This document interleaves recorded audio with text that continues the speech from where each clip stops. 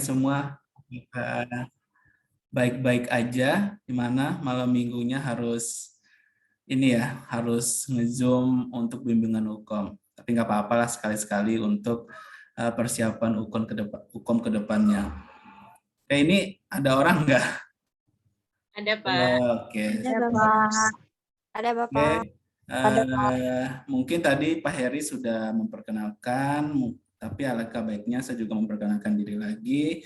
Oke, nama saya Humaidi.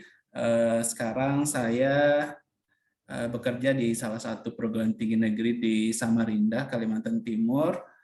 Nah, untuk bimbingan hukum ini saya dipercaya oleh tim kompeten untuk berbagi atau sharing dengan teman-teman terkait bagaimana persiapan ujian kompetensi khususnya di mata kuliah atau peminatan keperawatan medikal bedah. Oke, untuk beberapa jam ke depan kita akan berdiskusi terkait bagaimana trik dan tips untuk menjawab soal ujian kompetensi khususnya di keperawatan medikal bedah. Jadi nanti teman-teman ketika kita berdiskusi, ketika saya nanti menyampaikan materinya atau menyampaikan soal dan penjelasan, jika mungkin ada yang kurang atau mungkin kurang jelas, silakan ditanyakan, atau mungkin yang keliru dari saya, silakan disampaikan, karena di sini juga kita sama-sama belajar. Walaupun mungkin saya pendidikannya lebih tinggi, tapi tidak menutup kemungkinan juga masih ada hal-hal yang perlu diperbaiki dan perlu dipelajari juga. Bahkan mungkin bisa belajar dari teman-teman semua yang ada di sini. Oke, untuk malam ini saya akan menyampaikan beberapa soal ujian kompetensi khususnya keperawatan medikal bedah. Nanti kita akan bahas sama-sama dan saya harap teman-teman juga untuk berpartisipasi aktif.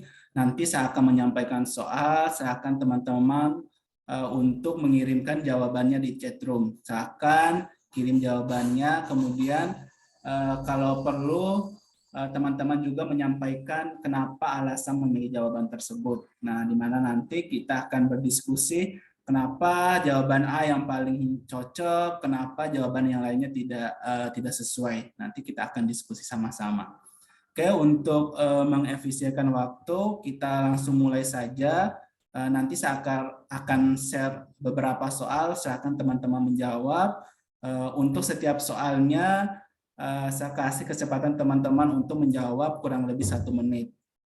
Silakan tulis jawabannya di chat room, kemudian nanti kita akan bahas sama-sama setelah teman-teman semua menjawab dan mengirim jawabannya di chat room. Oke, kita langsung mulai saja ya. Untuk soal yang pertama.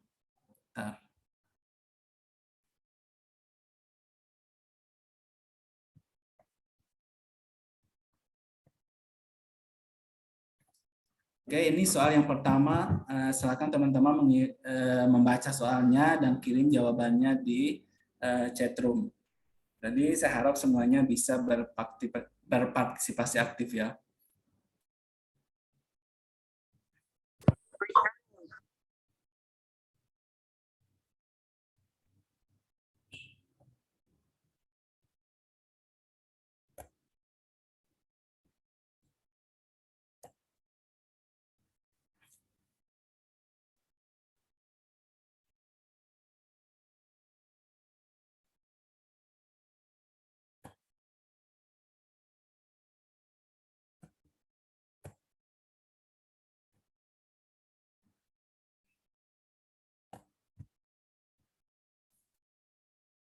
Oke, silakan. Udah ada yang ngirim jawaban? Oke, ada yang lain?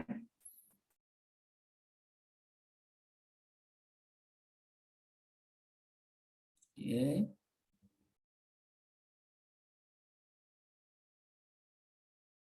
Oke. Oke, ini banyak yang jawab C ya. Oke, mungkin Ismi Hanifa bisa menjelaskan kenapa memilih jawaban C. Silakan dinyalain mikrofonnya. Ismi Hanifa. Oke. Ya, Pak. Baik, Pak. Silakan Ismi. Suara saya terdengar jelas nggak ya, Pak? Oke, jelas. Oh ya, baik. Kenapa C? Karena di sini pada kasus sudah terdapat nyerinya itu sudah terdapat pencetusnya. Nyerinya itu timbul karena terjadi di sendi lutut dan ibu jari. Kemudian kualitasnya itu tuh nggak disebutkan di dalam sini, Pak, karena tidak ada keterangan seperti tersayat atau tertekan atau seperti tertusuk. Kemudian skalanya di sini sudah disebutkan skalanya 5. Waktunya itu pada pagi hari dengan durasi pada pagi hari, terus durasinya itu 30 sampai 40 menit. Oke, mantap. Oke, tadi jawaban dari Ismi sudah sangat jelas ya. Jadi sedikit saya tambahkan, ketika kita dihadapkan dengan soal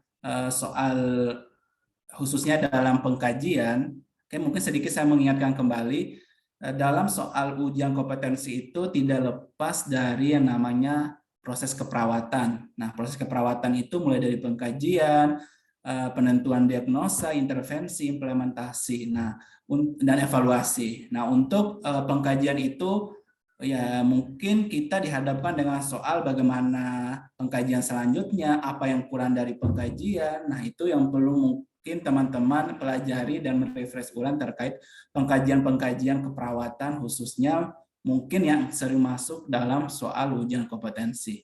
Oke, kita kembali ke soal kasus ini. Nah, di sini pertanyaannya itu, apakah data yang harus dilengkapi pada pengkajian nyeri? Oke, berarti kita harus mengingat kembali nih bahwa pengkajian nyeri itu harus dikaji secara komprehensif. Nah, komprehensif itu yang bagaimana? Meliputi P, Q, R, S, dan T. Nah, di sini kita lihat bagaimana P-nya, problem atau provokatifnya. Nah, di sini problem dan provokatifnya itu ya nyerinya terjadi karena mungkin faktor inflamasi. Karena di sini kemungkinan pasien ini mengalami nyeri pada kaki itu karena faktor inflamasi. Nah, bagaimana provokatifnya? Provokatifnya di sini bertambah nyeri ketika digerakkan. Nah, itu provokatifnya, itu bagian dari P.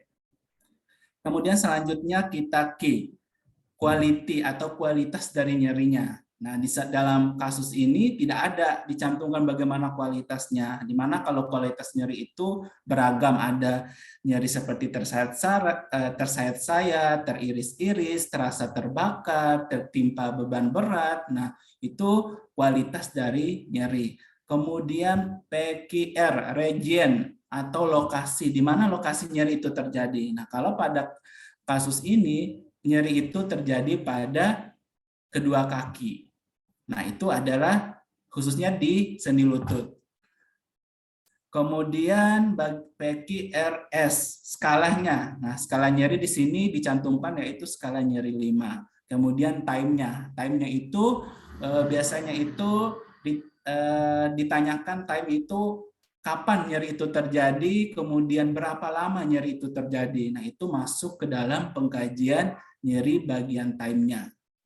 Oke, sampai sini jelas atau ada yang mau ditanyakan sebelum kita pindah ke slide berikutnya? Jelas nggak? Atau ada yang perlu diklarifikasi atau ditambahkan? Jelas, Pak. Oke, jelas. Oke, kita lanjut ke soal berikutnya. Oke, silakan teman-teman baca baik-baik soalnya, baca baik-baik kasusnya, dan silakan memilih jawaban yang tepat.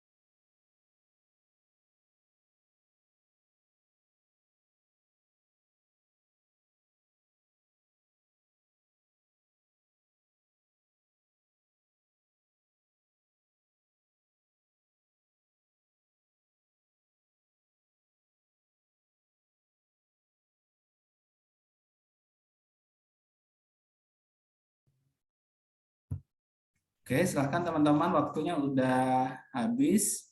Oke, ada yang jawab E. Oke, E. Jadi jawabannya boleh berbeda ya, belum tentu jawaban yang banyak dipilih itu jawaban yang tepat. Oleh teman-teman yang lain juga memilih jawaban berbeda sesuai dengan pemahamannya.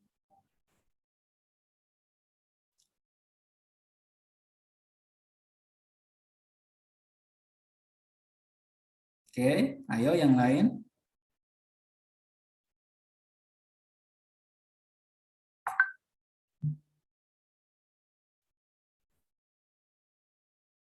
Oke, yang lain apa jawabannya?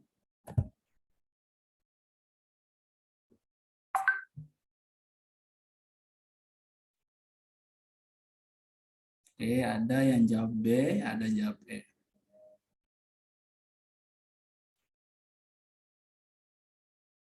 Oke, waktu sudah habis ya untuk menjawab. Mungkin saya minta Ulil Amri. Kenapa atau alasannya kenapa memilih jawaban E? Oke, Ners, izin menjawab. Oke.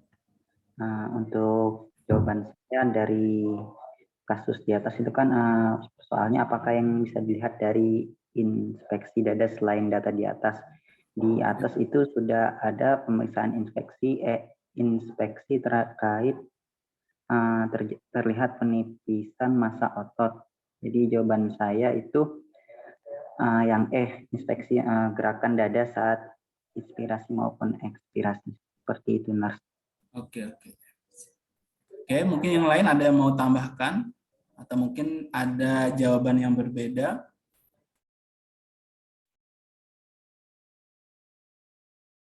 Oke, nggak ada. Oke, saya sedikit menambahkan dari Ulil Amri tadi terkait kasus ini. Jadi pertanyaan di sini, apakah yang bisa dilihat dari inspeksi dada selain data di atas atau data tersebut? Nah, kenapa Hestiani? Ada mau nambahkan, Hesti? Soalnya raise hand nih. Oke. Maaf Pak, kepencet. Oh, kepencet ya, oke. Oke, saya lanjutkan ya. Di kasus ini dikatakan bahwa ada seorang laki-laki usia 68 tahun datang dengan keluhan sesak berat. Nah, sesak berat ini bisa kita tandai nih, sesak berat. Nah, keadaan umum lemah dan dengan diagnosa medis sementara PPOK. Dilakukan pemeriksaan inspeksi dada, terlihat ada penipisan massa otot, bernapas dengan bibir sembari dikatupkan. Nah, ini bibir sembari dikatupkan itu biasanya terjadi pada pasien-pasien dengan sesak napas berat. Nah, di sini setelah dilakukan pengkajian tanda-tanda vitalnya, didapatkan bahwa frekuensi pernapasannya itu 28 kali per menit. Nah, ini sudah termasuk dalam kategori sesak atau dyspno. Nah, pertanyaannya adalah data yang harus dikaji. Jadi di sini teman-teman diminta kira-kira data selanjutnya yang perlu dikaji untuk pasien ini apa. Jadi data di sini data yang paling dia prioritaskan untuk menunjang pemeriksaan fisik dari pasien ini. Nah, kita lihat bahwa pasien ini datang dengan keluhan sesak berat. Sesak berat dengan frekuensi pernapasannya 28 kali per menit. Nah, ketika kita menemukan pasien atau kita mendapatkan pasien dengan keadaan sesak berat, apalagi frekuensi penapasnya itu sudah di atas normal, dan itu terjadi sudah waktu yang lama, nah, apa yang perlu kita curigai kepada pasien ini? Apa yang perlu kita kaji lagi? Nah, ini berkaitan dengan pernapasan. Otomatis kita harus berpikir, oh ini ke arah pernapasan nih. Kira-kira pasien dengan keadaan sesak berat dengan frekuensi pernapasan yang meningkat atau yang tinggi atau sudah keadaan sesak. Nah, apa yang perlu kita lakukan? Nah, yang paling penting kita lakukan adalah kita melihat yang A. Kita inspeksi adanya sianosis. Karena kenapa? Karena pasien ini udah sesak berat, frekuensi pernapasannya 28 kali per menit. Karena kita ditakutkan ketika pasien ini kekurangan oksigen, nah akan terjadi nama cyanosis, akan terjadi gangguan pertukaran gas yang diakibatkan oleh keadaan yang sesat, bukan keadaan yang sesat, tapi keadaan pasiennya itu tidak bisa melakukan pernapasan secara normal. Makanya data yang harus kita kaji lagi, yang paling penting kita kaji pada kasus ini adalah yang inspeksi adanya cyanosis. Bisa kita lihat mungkin di bagian bibir atau di bagian ujung jari. Nah, kenapa pilihan yang lain itu tidak masuk dalam kategori pilihan yang prioritas? Nah, pilihan yang lain itu bukan berarti pilihan yang salah. Nah, dalam soal ujian kompetensi itu biasanya itu tidak ada pilihan yang salah, tapi kita dihadapkan dengan soal untuk memilih pilihan yang tepat dan pilihan yang prioritas yang kita harus milih. Makanya menginspeksi adanya bagaimana bentuk dada itu juga benar. Bagaimana dada itu apakah kelihatan puncak juga itu benar. Nah, apakah ada jaringan parut bekas operasi juga itu benar. Dan yang juga itu juga sangat penting kita lakukan untuk melihat bagaimana pergerakan dada. Tapi di sini karena kita lihat pasiennya ini sudah sesak berat, otomatis akan terjadi perubahan saat inspirasi maupun ekspirasi. Sehingga yang paling penting atau yang paling kita prioritaskan untuk kasus ini adalah pilihan jawaban yang A, yaitu inspeksi adanya cyanosis. Oke, apakah jelas? Atau ada yang perlu ditanyakan atau diklarifikasi untuk soal nomor 2 ini? Gimana teman-teman? Jelas? Jelas, Jelas, Pak. Jelas, Pak. Nanti kalau ada mungkin yang mau ditanyakan, silakan dicatat dulu, nanti di akhir sesi ini kita bisa diskusi lagi. Oke, kita lanjut ke soal nomor 3. Oke, ini terkait pemeriksaan kekuatan otot. Ini juga sering masuk dalam ujian kompetensi D3 keperawatan. Oke, silakan teman-teman 1 menit untuk menjawab soal ini.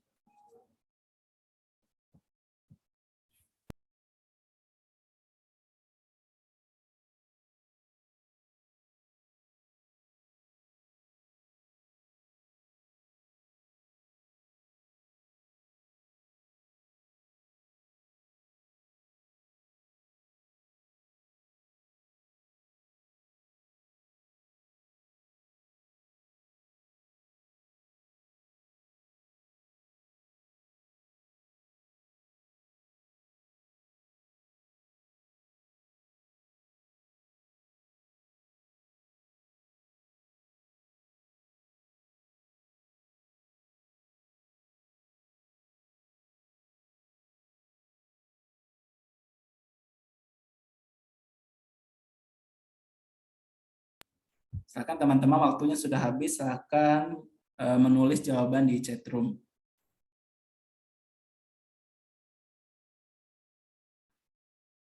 Oke, ada yang jawab B.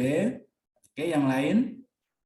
Ini perlu diperhatikan juga, teman-teman, pemeriksaan kekuatan otot ini sangat sering masuk dalam ujian kompetensi, jadi saya harap teman-teman juga bisa merefresh kembali atau mereview kembali terkait bagaimana pemeriksaan kekuatan otot ini. Jadi bikin catatan, oh ini nih yang sering masuk dalam ujian kompetensi, kemudian kalian pelajari lagi, kalian baca-baca lagi. Oke, yang lain, ini baru Selin nih yang mengirim jawaban. Yang lain?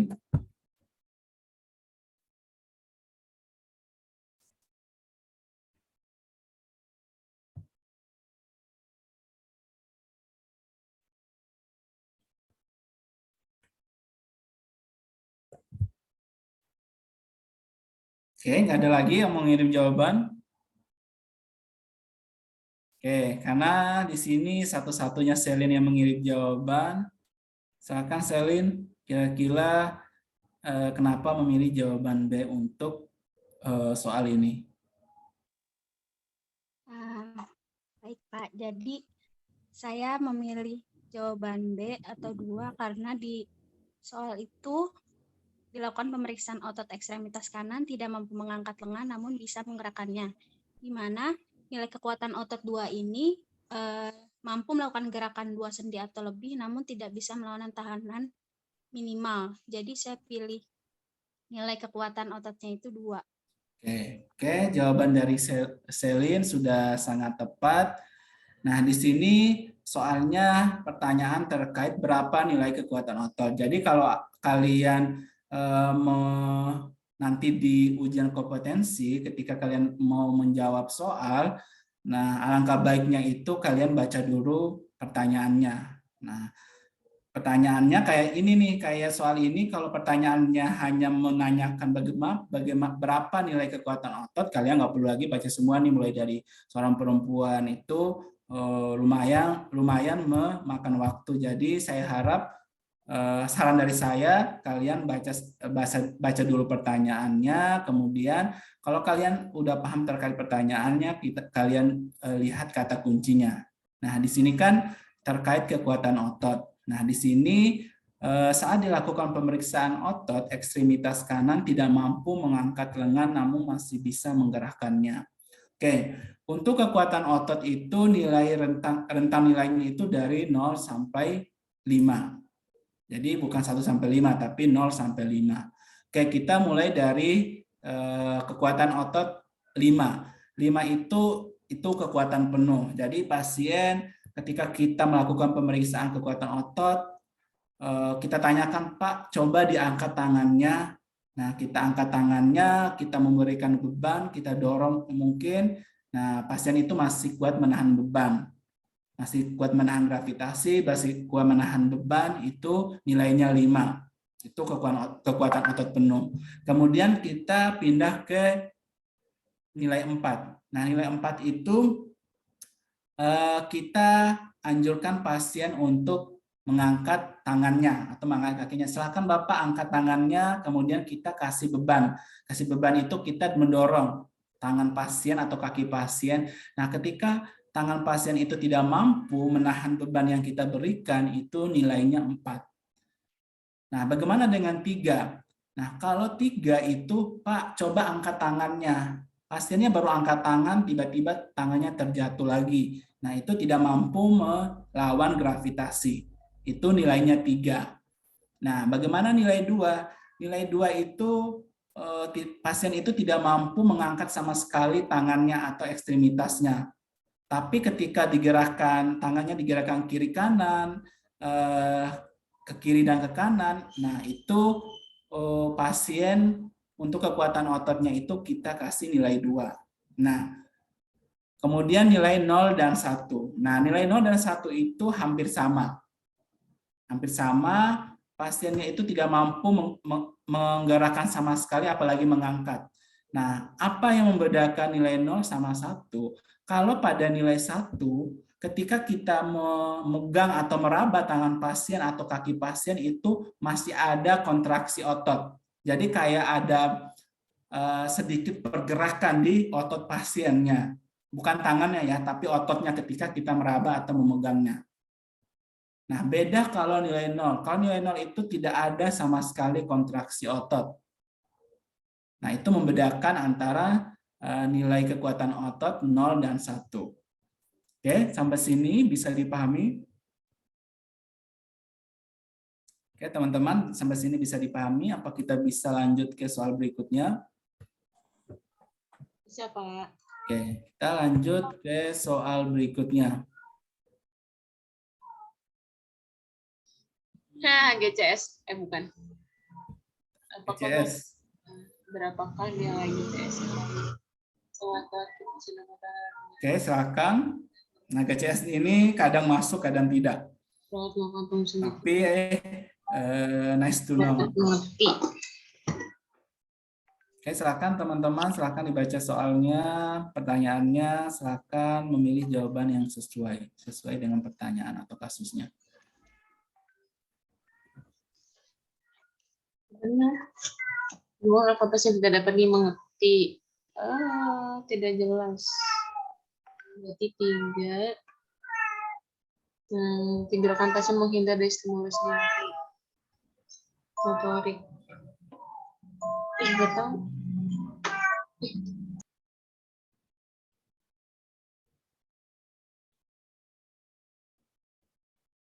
Oke, ayo teman-teman, silakan aktif ya. Walaupun ini malam minggu, mungkin pikirannya terbagi mau keluar malam minggu, ya bisa lah nanti keluar jam 9.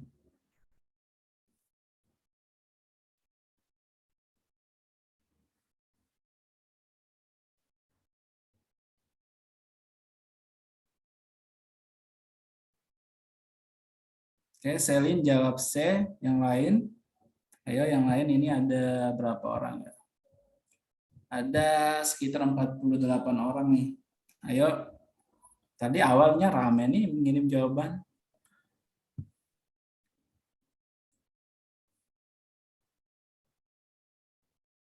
Ismi juga jawab C.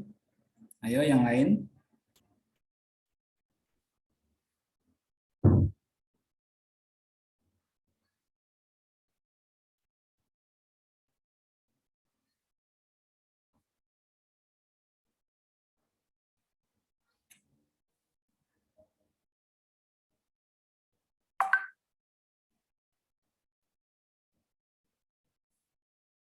Oke, waktunya sudah habis untuk menjawab. Nih, banyak yang memilih jawaban C. Oke ya, kita bahas sama-sama.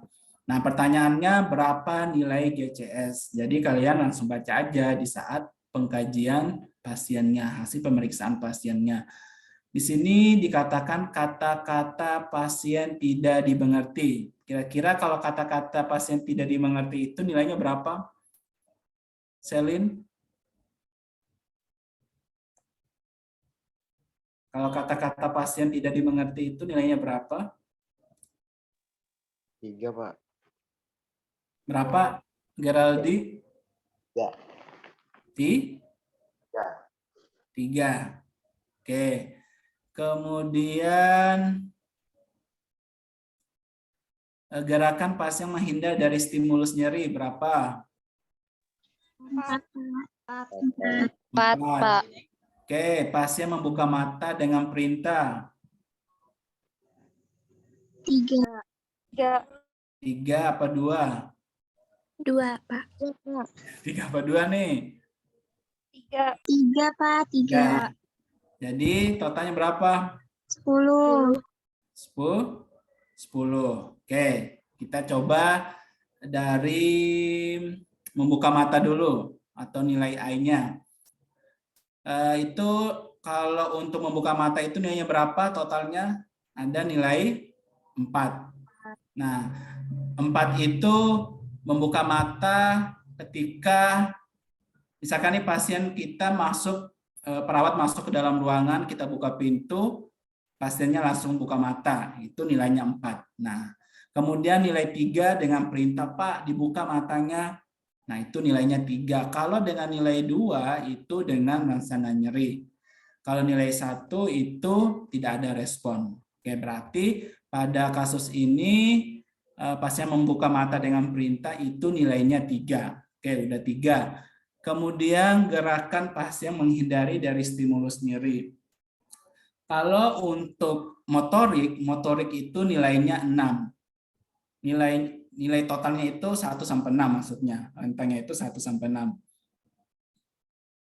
Kalau nilai 6 itu pasien itu dapat bergerak bebas. Maksudnya motoriknya baik gitu, tidak ada kelainan. Kemudian untuk nilai 5. Ada yang tahu kalau 5 itu gimana? Melokalisir nyeri. Oke, dapat melokalisir nyeri. Jadi dia paham nih atau tahu nih di mana lokasi nyeri. Misalkan kita cubit. Nah, itu nilai 5. Kemudian nilai 4. Nah, nilai 4 itu menghindari stimulus nyeri. Jadi ketika kita cubit langsung menghindar atau kita cubit dia menghempaskan tangan kita. Nah, itu nilai 4. Jadi di sini udah ada 3, udah ada nilai 4, berarti udah 7. Nah, kita lanjut lagi. Kemudian nilai 3. 3 itu fleksi abnormal. Fleksi abnormal itu tangannya itu biasanya itu ditaruh di dada. Jadi tangan itu fleksi. Jadi kalau kalian pernah melihat pasien-pasien dengan cedera kepala berat masuk IGD dengan GCS menurun, nah biasanya itu tangan ada fleksi itu nilainya 3. Kalau tangannya ekstensi itu biasanya ditaruh di samping badan, jadi ke bawah tangannya. Itu flex, itu ekstensi abnormal. Kemudian nilai 1 itu tidak merespon. Kemudian untuk verbalnya, verbal itu ada 4. Kalau 4 itu verbalnya itu tidak ada masalah, dia dapat orientasinya bagus, kata-katanya bagus, kalimat yang diucapkan jelas. Kemudian di sini untuk nilai kan 5 ya, nilai 4. Nah, nilai 4 itu biasanya itu gangguan orientasi. Nah, gangguan orientasi di mana pasiennya itu ketika kita tanyakan orientasi waktu, orientasi tempat, orientasi orang itu biasanya bermasalah. Nah, itu nilainya 4. Nilai 3. Kalau nilai 3 itu kalimatnya tidak jelas. Jadi kalimat yang dia bukan kata-katanya tidak jelas. Kata-kata tidak jelas, apa yang diucapkan itu tidak dapat dimengerti. Nah, kalau nilai 2 itu hanya suara erangan. Jadi nggak jelas apa yang dia ucapkan. Jadi kayak orang yang ngomong tapi nggak jelas suaranya. Kayak orang mengeluh kesakitan, nah seperti itulah suara erangan, itu nilainya 2. Kalau nilai 1 itu adalah tidak ada respon sama sekali ketika kita melakukan pemeriksaan verbalnya. Jadi untuk soal ini pilihan jawaban yang tepatnya itu adalah yang D, nilai 10. Oke, kita lanjut ke soal berikutnya. Ini soal terkait diagnosa keperawatan. Silakan teman-teman membaca baik-baik kasusnya, kemudian pilih kira-kira jawaban mana yang tepat untuk kasus ini. Oke, silakan teman-teman. Saya kasih waktu 1 menit untuk menjawab.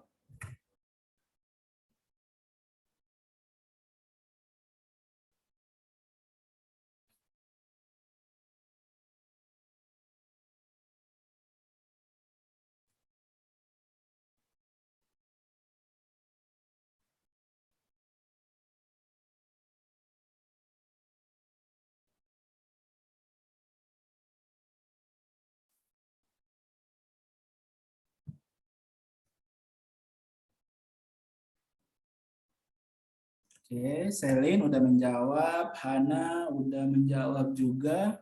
Oke, silakan yang lain. Ulil juga udah menjawab.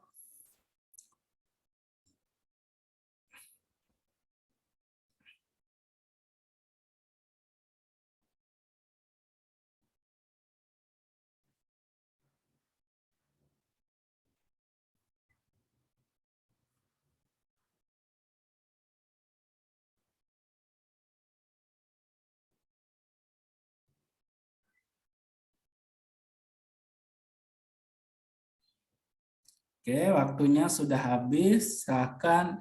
Ini saya minta salah satu yang jawab A ini siapa ya? Nisa Sania. Nisa Sania, mungkin bisa dikasih alasan kenapa milih jawaban A? Ya, Pak. Oke, silakan. Kan pertanyaannya apakah masalah keperawatan utama pada pasien. Nah, di sini seorang laki-laki didiagnosa fraktur terbuka 1/3 distal pada femur dextra. Pada pengkajian, tekanan darahnya 90/60 mmHg, nadinya 110 kali per menit, suhunya 37,8 derajat Celcius, pernafasannya 22 kali per menit.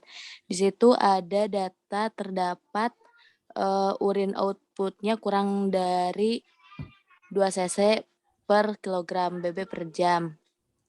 Terus bibir pasiennya tampak kering dan turgor kulitnya jelek. Kemudian susah untuk turgor kulitnya jelek sehingga masalah perawatan yang diambil yaitu hipovolemi, kekurangan cairan. Oke, kira-kira dari data yang muncul apa aja data yang menunjang hipovolemia? Bisa. Terjadi perdarahan masif, Pak. terus output kurang dari 2 cc per kilogram. Kemudian bibir pasien tampak kering dan turgor kulit jelek. Tadi jawaban dari Nisa sudah sangat tepat. Jadi di sini pertanyaan itu apa masalah keperawatan utama. Jadi ketika kita mau menjawab soal terkait diagnosa keperawatan, kita harus tahu bagaimana kata kuncinya.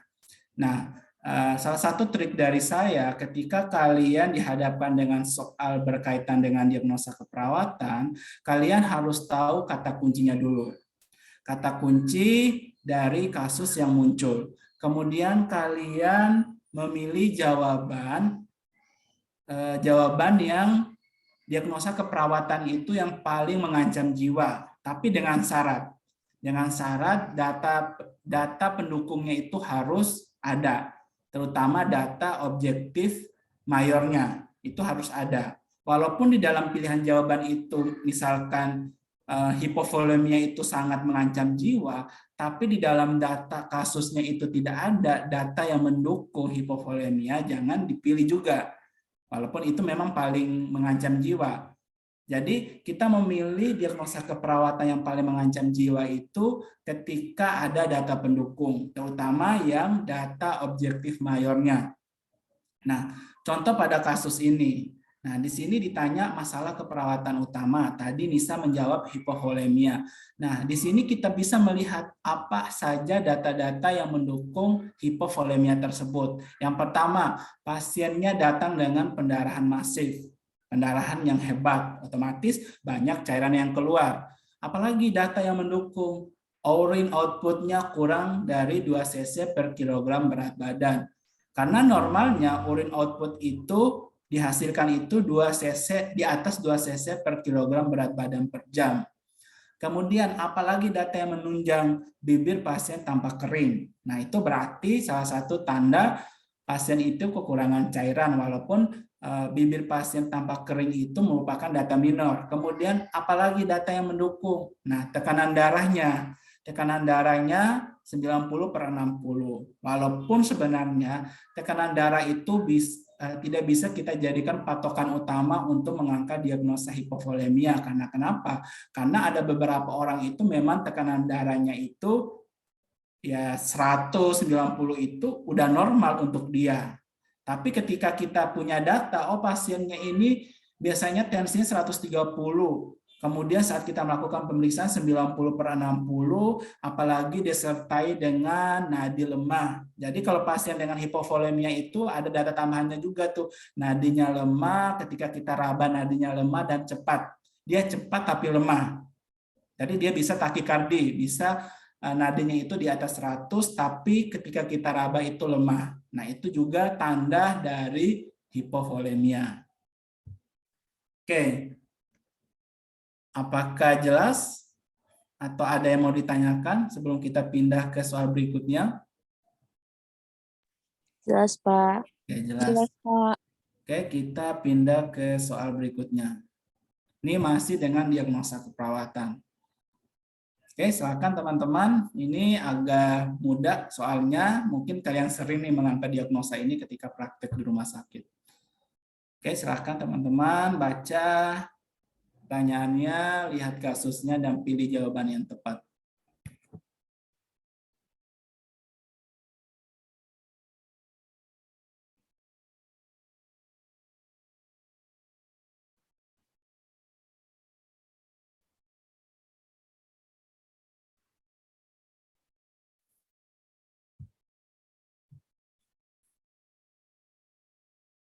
Oke.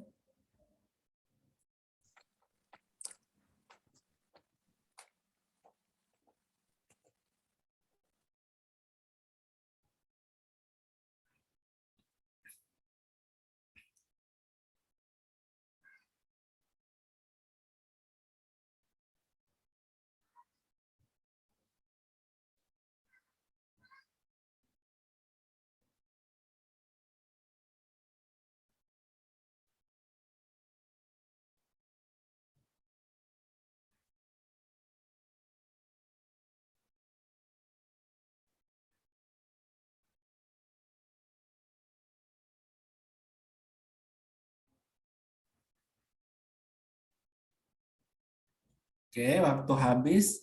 Mungkin Hestiani bisa memberikan alasan kenapa memilih jawaban E. Baik, Pak. Di sini soalnya apakah masalah keperawatan utama pada kasus di atas. Nah, di sini pasien 48 tahun dirawat RS, keluhannya itu pindah, Pak. Maaf. Tadi. Keluhannya kan batuk berdahak sejak 4 hari yang lalu. Hasil pengkajiannya pernafasannya 26 kali per menit, terdengar rongki pada paru kiri dan kanan. Pasien sering terbangun pada malam hari karena batuknya. Pasien susah mengeluarkan dahaknya. Jadi saya jawab E, ketidakefektifan bersihan jalan napas. Jadi dahaknya itu harus dibersihin dulu, Pak. Oke, dahaknya harus dibersihkan dulu. Oke, jawaban dari siapa lagi tadi lupa? Hesti, Pak. Hesti sudah tepat ya. Oke, di sini pertanyaannya apa masalah keperawatan utama? Masih terkait masalah keperawatan atau diagnosa keperawatan. Oke, di sini kita lihat pasiennya itu datang dengan sesak napas, frekuensi 26 kali per menit. Nah, setelah dilakukan auskultasi atau pemeriksaan fisik, nah terdapat rongki baik di paru kiri maupun paru kanan. Oke, pasien terbangun karena batuknya. Nah, pasien mengeluh susah mengeluarkan dahaknya. Dan pasien juga mengatakan nafsu makannya berkurang. Oke, di sini kita melihat ada beberapa kata kunci. Nah, kata kunci di sini yang pertama frekuensi napas. Frekuensi napas di sini bisa dikatakan sesak 26 kali per menit. Kemudian hasil pemeriksaannya itu terdengar rongki, baik itu pada paru kiri maupun pada paru kanan. Dan pasiennya batuk dan mengeluh susah mengeluarkan dahaknya, berarti ada dahak. Nah, sesuai nih, saat auskultasi ada rongki. Nah, pasien juga mengeluh, oh ini susah nih mengeluarkan dahak, batuk terus tapi dahaknya susah keluar. Nah, di sini sudah ada beberapa kata kunci yang bisa kita ambil atau kita jadikan sebagai acuan kita untuk memilih diagnosa mana yang tepat. Nah, di sini yang paling tepat itu adalah ketidakefektifan bersihan jalan napas. Nah, ketidakefektifan bersihan jalan napas karena tadi ada dahak, ada rongki. Nah, kalau ada rongki otomatis di dalam jalan napas itu ada sesuatu yang menghambat jalan napas, baik itu mungkin sekret atau dahak. Nah, itu bisa menjadi penghalang atau yang membuat saluran napas itu tidak efektif saat melakukan pernapasan. Sehingga di sini kita memilih jawaban yang tepat itu yang ketidakefektifan bersihan jalan napas.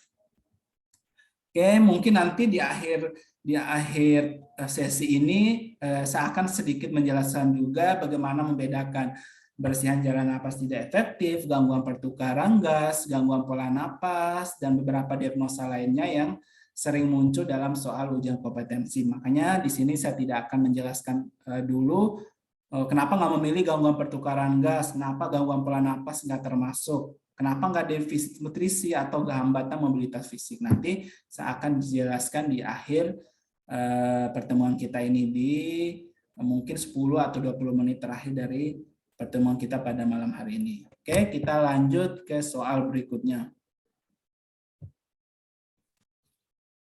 Oke, silakan teman-teman. Kira-kira mana pilihan yang tepat nih?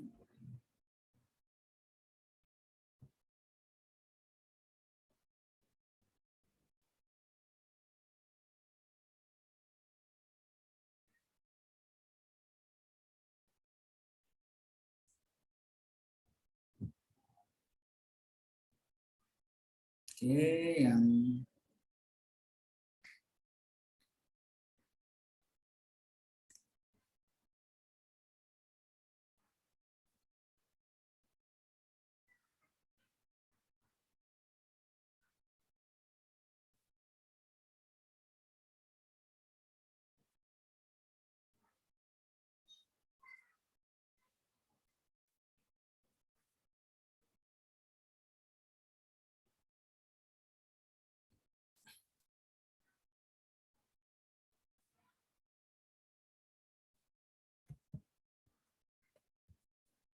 Oke, waktunya sudah habis. Mungkin saya minta Risna Aprilia. Ayo Risna, kira-kira kenapa memilih jawaban B? Iya Pak, karena di sini seorang perempuan berumur 48 tahun dirawat di rumah sakit dengan keluhan luka pada kaki yang dialami sejak 2 bulan yang lalu. Klien juga mengeluh sering haus, sering lapar, sering kencing, dan klien tampak lemas. Di sini ada hasil pemeriksaan diagnostisnya itu GDS itu 298 Pak. Jadinya saya ngambil masalahnya ketidakstabilan kadar glukosa darah karena kan di sini udah jelas juga tanda dan gejala ketidakstabilan kadar glukosa darah. Oke, terima kasih Risna. Oke, jawaban dari Risna sudah sangat tepat. Nah, di sini jawaban yang tepat itu ketidakstabilan kadar gula darah. Nah, kita lihat salah satu data mayor kita mengangkat diagnosa ketidakstabilan gula darah itu adalah harus ada hasil pemeriksaan gula darah. Kalau tidak ada, kita jangan mengangkat diagnosa ketidakstabilan kadar gula darah, baik itu hipoglikemia maupun hiperglikemia. Wajib adanya hasil pemeriksaan GDS-nya atau gula darah sewaktu atau mungkin gula darah puasanya. Nah, di sini gula darah sewaktunya itu 298, itu di atas normal, di mana gula darah normal kalau GDS itu harusnya di bawah 200. Nah, di sini ada beberapa data yang bisa mengecoh teman-teman sehingga bisa memilih jawaban yang lain selain ketidakstabilan gula darah. Di sini pasien sering haus, sering lapar, sering kencing. Nah, tapi kalau teman-teman paham bagaimana patofisiologi dari pasien dengan keadaan hiperglikemia atau dengan keadaan mengalami atau mengidap penyakit diabetes mellitus, nah, adanya gula darah yang meningkat itu berpengaruh juga dengan keadaan di dalam tubuh. Nah, makanya pasien sering haus, sering lapar, dan sering kencing. Nah, itu akibat dari peningkatan gula darah. Makanya kenapa kita memilih gula darah, kita memilih ketidakstabilan kadar glukosa darah, karena beberapa data yang ada di sini ini muncul karena masalah tersebut atau masalah ketidakstabilan gula darah. Gula darah meningkat, otomatis pasien akan mengeluh sering haus, akan mengeluh sering lapar, akan mengeluh sering kencing. Nah, pasien juga tampak lemas karena akan terjadi gangguan metabolisme di dalam tubuh akibat peningkatan gula darah. Jadi energi yang dihasilkan itu tidak maksimal, makanya pasien tampak lemah. Begitu juga bibir pasien tampak kering karena pasien sering kencing terus, otomatis ada pengeluaran cairan yang berlebihan. Nah, itu akibat dari ketidakstabilan kadar gula darah. Jadi ketika teman-teman membaca kasus dalam soal ujian kompetensi, teman-teman juga harus tahu apa yang menjadi core problem atau akar dari masalah yang muncul. Bisa jadi masalah yang lain atau diagnosa keperawatan yang lain itu muncul karena dari diagnosa keperawatan yang lain juga gitu. Misalkan kayak gula darah ini kan dia bisa mengakibatkan pasiennya sering kencing, otomatis itu mungkin berpengaruh terhadap resiko hipovolemia. Misalkan, oh pasiennya ini lemas tidak mampu bergerak. Nah, karena gula darahnya meningkat, otomatis metabolisme dalam tubuh itu juga akan terganggu. Makanya kemungkinan pasien mungkin akan terjadi kelelahan. Oh pasiennya kalau gula darahnya sangat meningkat sampai 300 sampai 500, nanti ada mual muntah, nafsu makan berkurang. Nah, itu bisa mengakibatkan resiko gangguan defisi nutrisi. Jadi bisa berkaitan. Tapi untuk kasus ini pilihan jawaban yang tepat itu ada pilihan jawaban yang B, ketidakstabilan kadar glukosa darah. Oke, sampai sini teman-teman paham atau masih ada yang kurang jelas? Atau ada yang mau diklarifikasi? Jelas nggak teman-teman? Jelas, Pak. Oke, kita pindah ke soal berikutnya. Ini soal hitungan terkait luka bakar. Ini juga sering masuk nih, silakan teman-teman.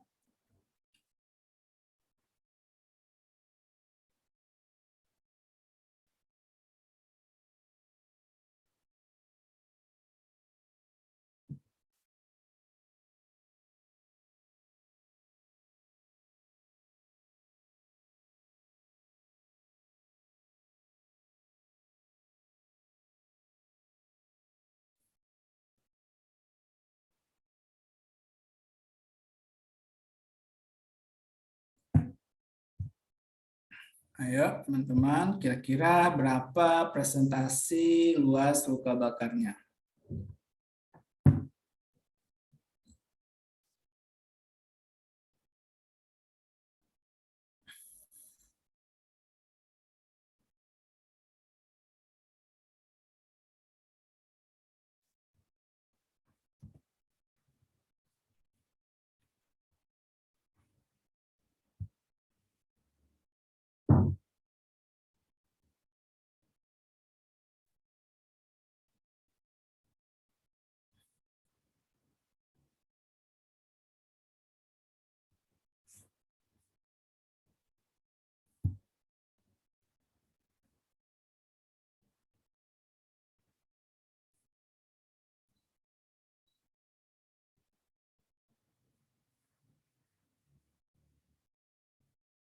Oke, ayo teman-teman. Silakan. Ini belum ada yang ingin jawaban kayak ini. Ya, apa udah lupa perhitungannya?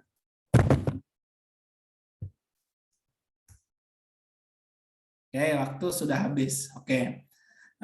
Mungkin teman-teman juga mungkin masih agak lupa terkait bagaimana perhitungan presentasi luka bakar. Oke, saya akan coba sedikit membahas atau merefresh kembali terkait bagaimana perhitungan luas luka bakar, presentasi luas luka bakar. Oke, di sini pasien laki-laki umur 35 tahun masuk rumah sakit dengan kondisi luka bakar di wajah, tangan kanan bagian depan, paha kanan bagian depan, dan alat kelamin. Oke. Untuk wajah kira-kira berapa? Ada yang tahu? 4,5. Depan 4,5, Pak. Belakang 4,5. Oke. Kemudian tangan kanan bagian depan? 9 bukan, Pak? 4,5. 4,5. Oke, karena totalnya itu 9. Tapi kalau dikatakan bagian depan itu 4,5. Oke, berarti udah 9 ya. Paha kanan bagian depan? 9, Pak. 9. 9. Oke, terus alat kelamin? 1%. 1. Jadi berapa totalnya? 19. 19.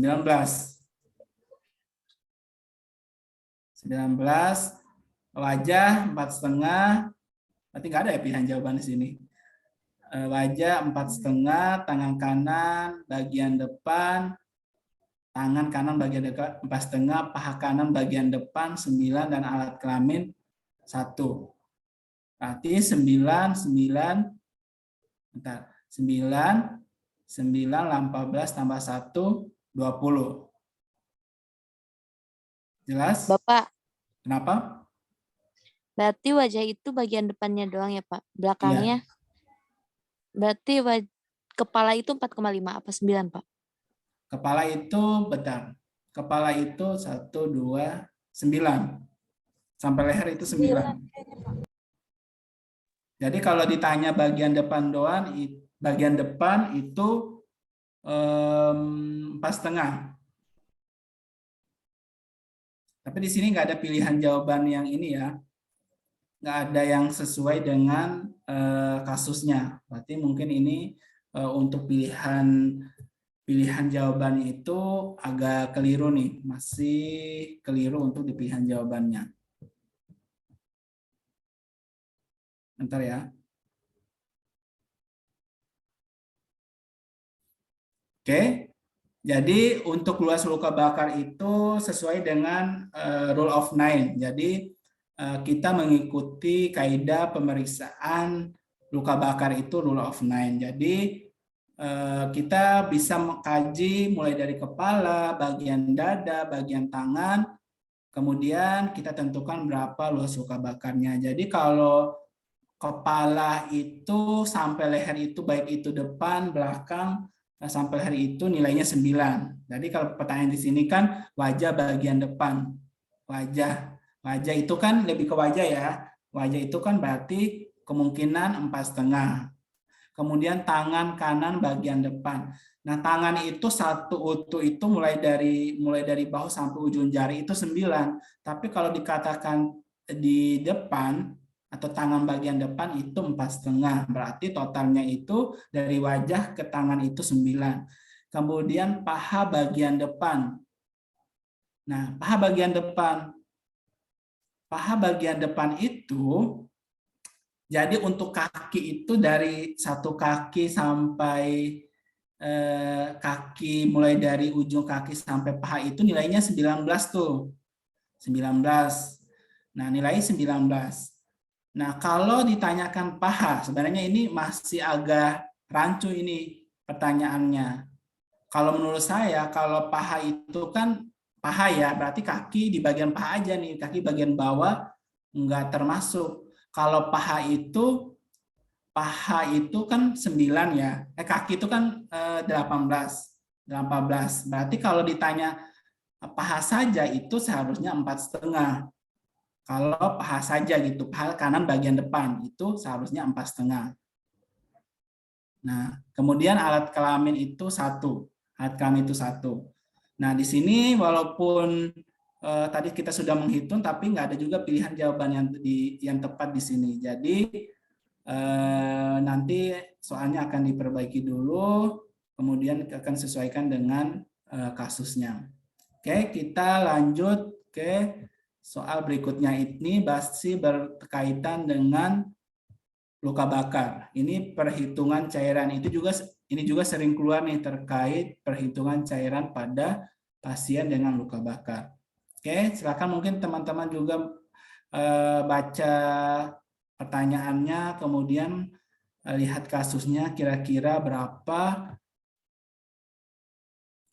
jawaban yang tepat dari kasus ini. Oke, silakan teman-teman. Dicoba dulu.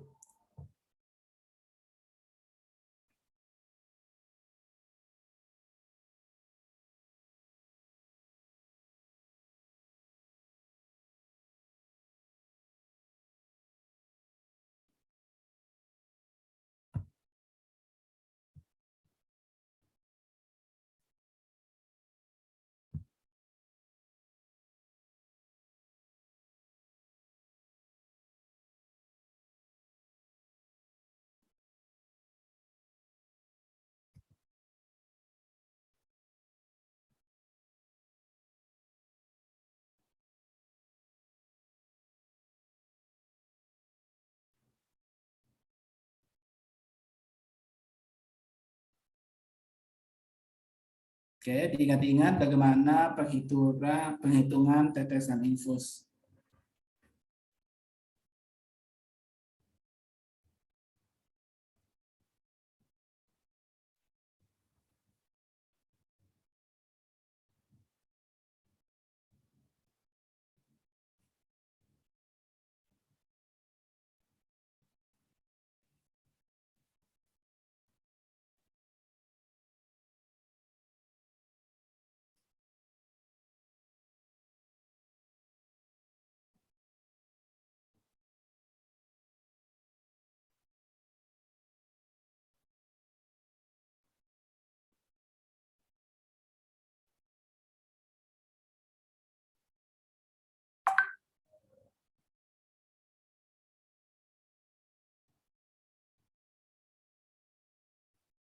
Oke.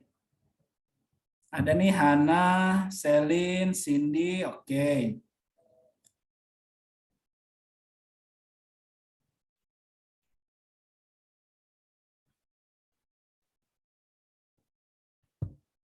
Oke, yang lain?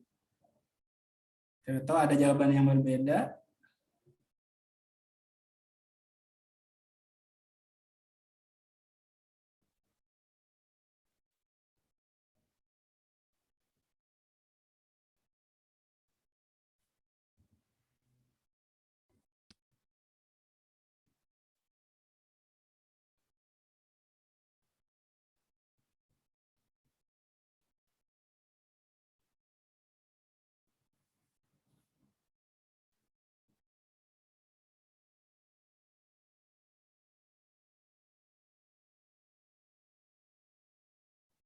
Oke, Selin, Cindy.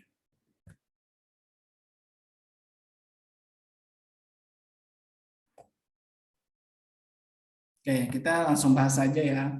Mungkin di sini saya sebelum lanjut, mumpung saya ingat terkait bagaimana cara menghitung cairan untuk pasien luka bakar. Jadi kalau pasien luka bakar itu dalam perhitungan cairan itu kita menggunakan rumus Baxter.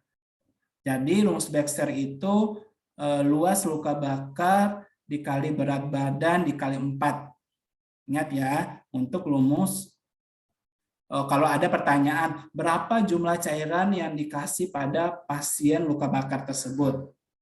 Jadi kita hitung bagaimana luas luka bakarnya, kemudian dikali berapa berat badannya, kemudian dikali 4. Nah, itu adalah total dari jumlah cairan yang harus diberikan ke pasien tersebut.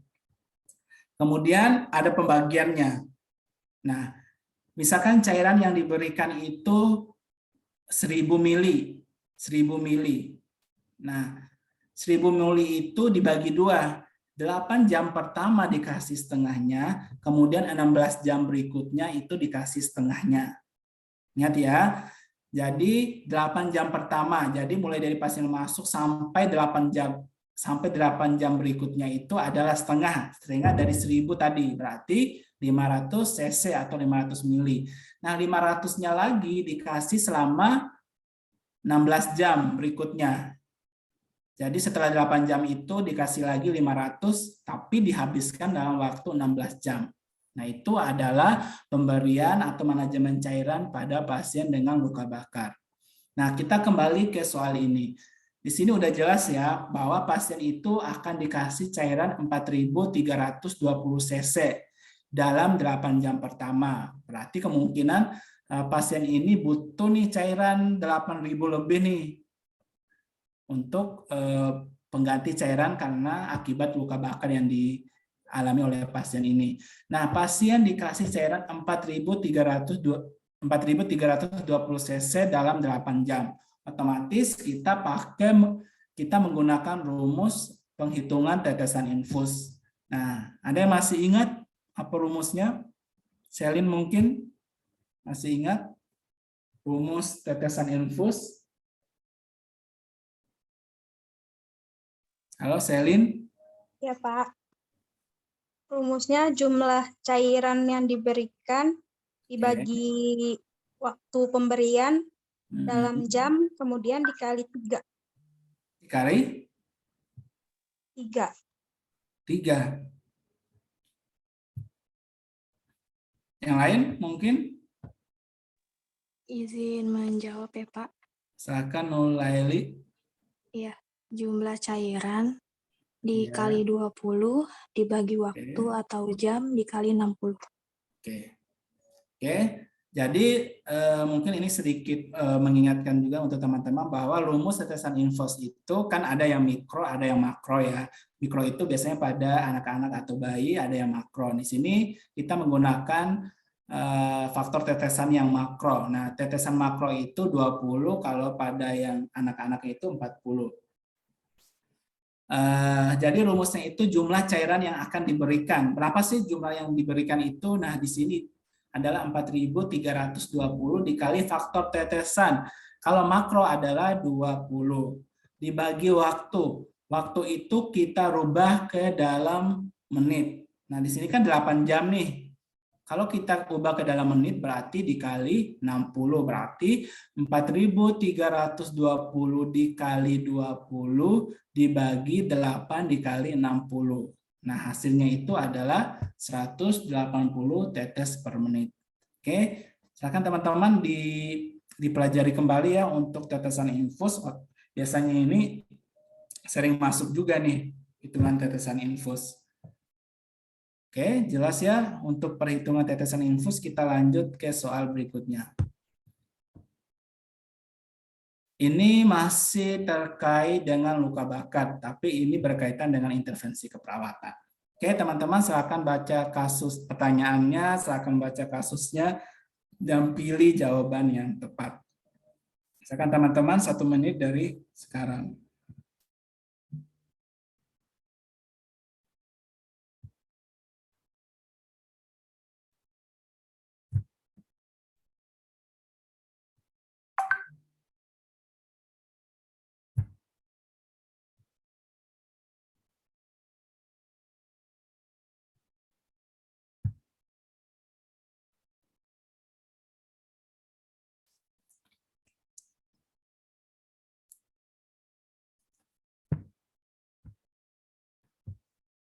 Oke, Selin, Hana, udah nih jawab. Ayo yang lainnya juga.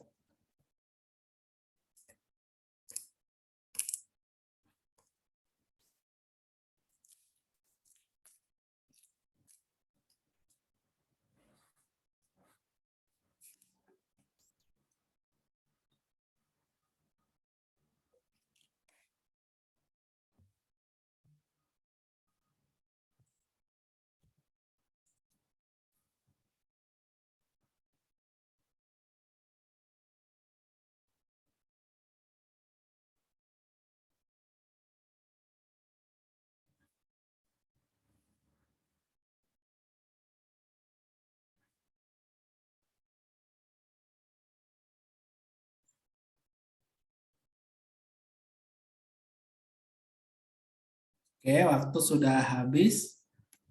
Mungkin ini apa ya? Arba Intan.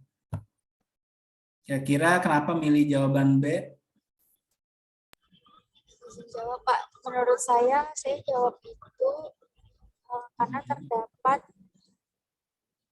bibir tampak kering, terus sama frekuensi nadi 115 kali per menit dan teraba lemah. Oke. Oke, makanya pilih jawaban B. Iya Pak, Oke. seperti tanda-tanda kekurangan cairan. Oke, saya sedikit menambahkan dari Arba Intan tadi terkait intervensi keperawatan pada kasus ini. Nah, pertama kita lihat bahwa pasien ini mengalami kombusio atau luka bakar. Nah, setelah dilakukan pengkajian ternyata terjadi penurunan tekanan darah atau hipotensi, nadinya meningkat, atau takikardi dan teraba lemah. Kemudian penapasannya masih normal, suhu masih normal, dan bibik tampak kering. Nah, kalau pada pasien luka bakar itu manajemen cairan itu sangat penting. Karena kenapa? Karena pasien dengan luka bakar itu akan terjadi resiko hipovolemia, kekurangan cairan. Nah, kalau terjadi hipovolemia nanti akan berakibat juga shock hipovolemia. Makanya di sini pilihan jawaban yang tepat atau intervensi keperawatan yang tepat adalah melakukan rehidrasi cairan sesuai dengan kebutuhan pasiennya. Seperti yang saya bilang tadi, sesuai dengan luas luka bakarnya, sesuai dengan berat badannya. Nah, di sini untuk pilihan jawaban yang lain juga itu tidak salah, tapi karena di sini luka bakar, misalkan nanti di rumah sakit kita menerima pasien dengan luka bakar, otomatis kita TTV, pengkajian, dan sebagainya. Tapi hal atau tindakan prioritas yang wajib kita lakukan yang paling diprioritaskan itu adalah mengganti cairan atau merehidrasi.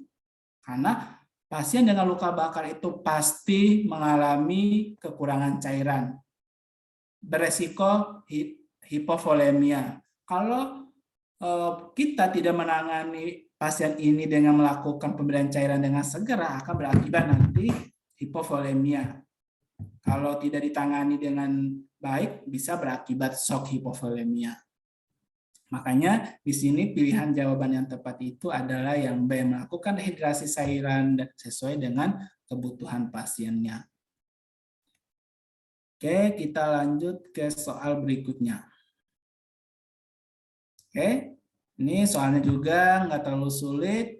Silakan pilih jawaban yang paling tepat.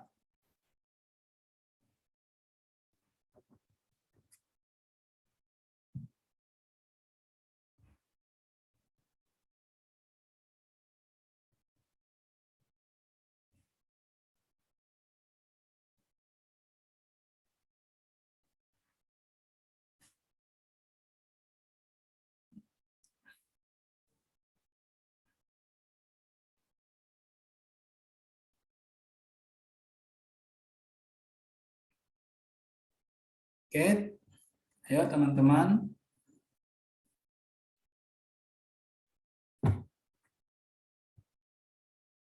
Ada yang A. Oke.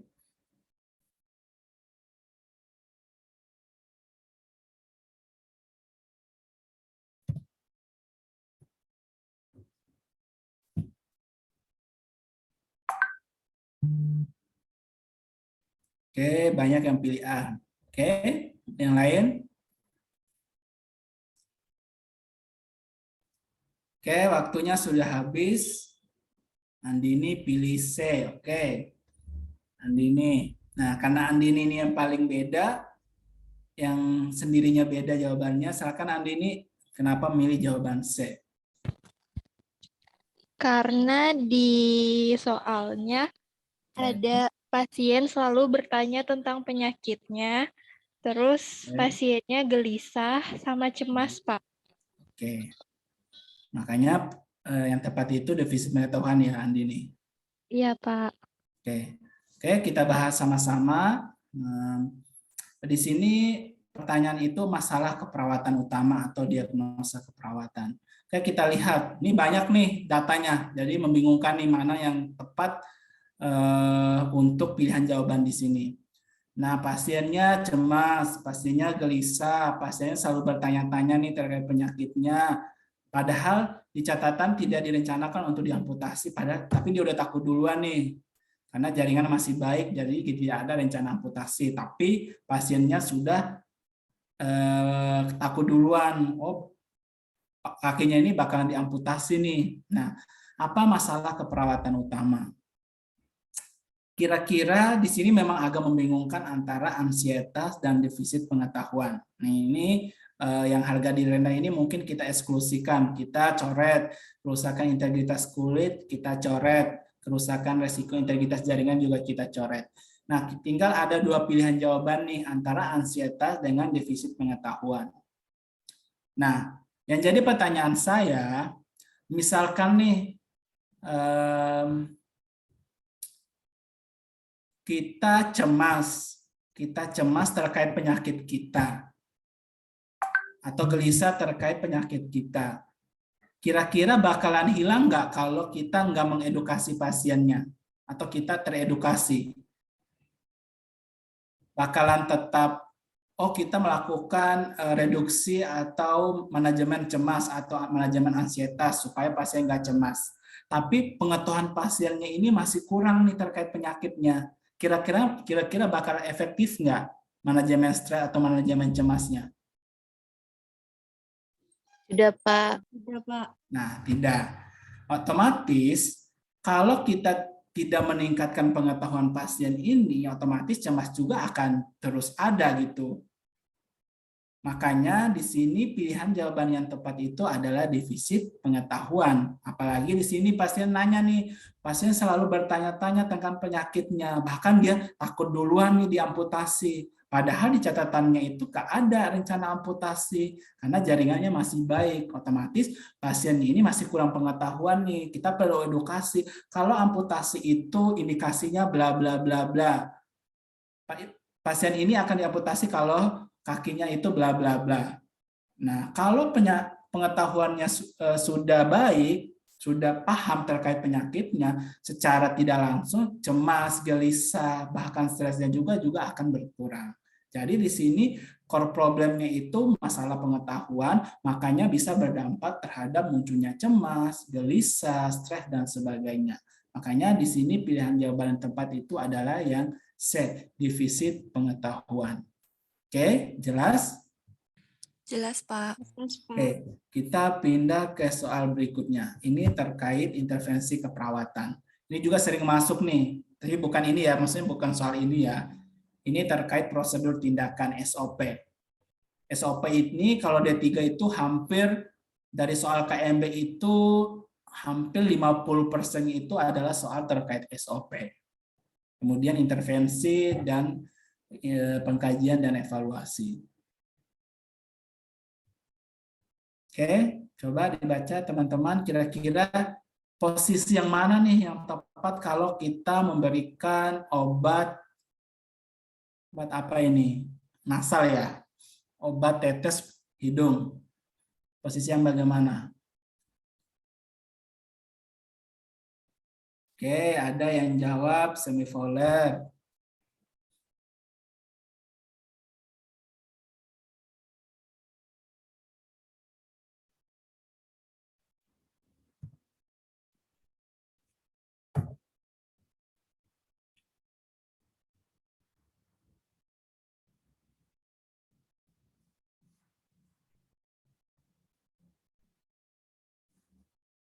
Oke, yang lain? Ayo, yang lain. Posisi bagaimana nih kalau kita mau kasih obat tetes hidung itu posisinya bagaimana? Oke, ada yang jawab D. Melania, Andi Nurminda juga jawab D.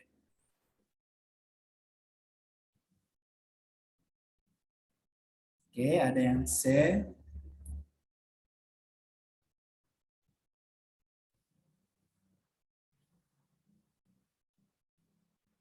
Oh, ada yang D.